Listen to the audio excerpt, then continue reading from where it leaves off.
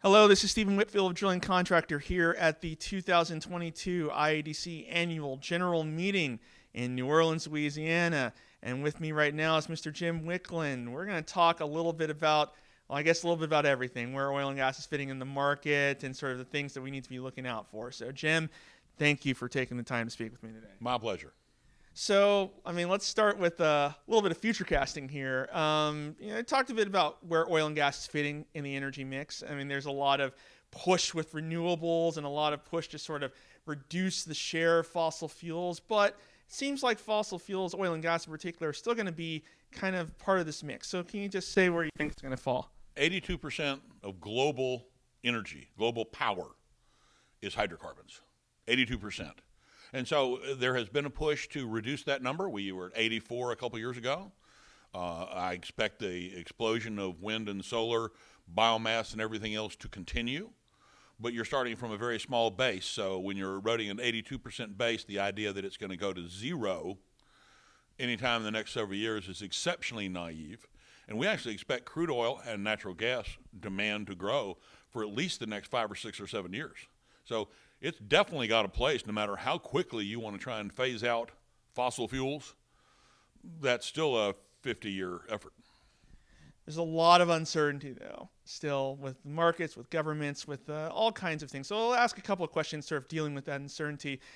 First, sort of looking inward in the United States. There's a lot of sort of, we're in the midst of a political season right now. There's a lot of things being said by a lot of different people, and those things could have some kind of impact on the industry moving forward. So what are some of the uncertainties that you think the industry should really be paying attention to right now?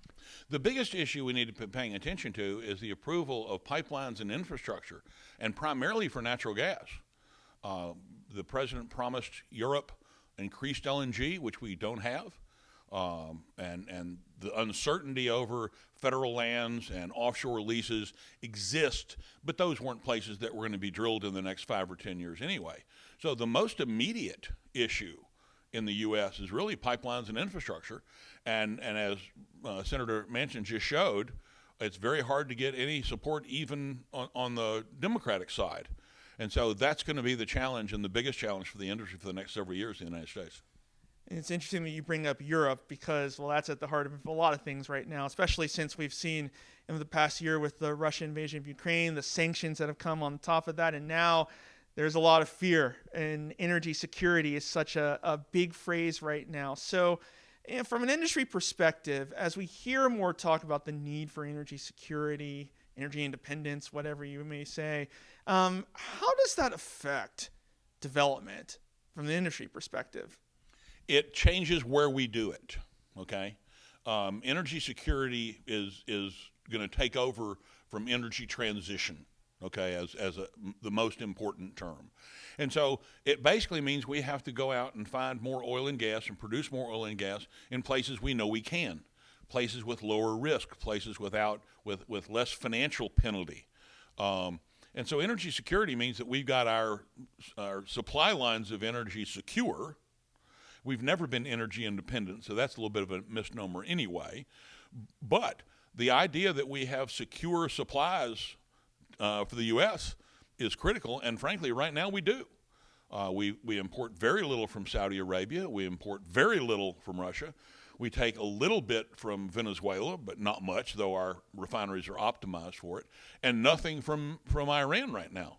So I think we're already pursuing energy security by switching our supply lines to places where we're more favored. Well, Jim, thanks for giving us a bit of that insight as to where everything's going on right now and what the industry should be looking at. We'll see how things go, particularly with the election season coming up and some of the things that are happening right now. We'll see where it goes. But thanks for talking to me. Thank you very much. Appreciate it. And thank you for visiting Drilling Contractor.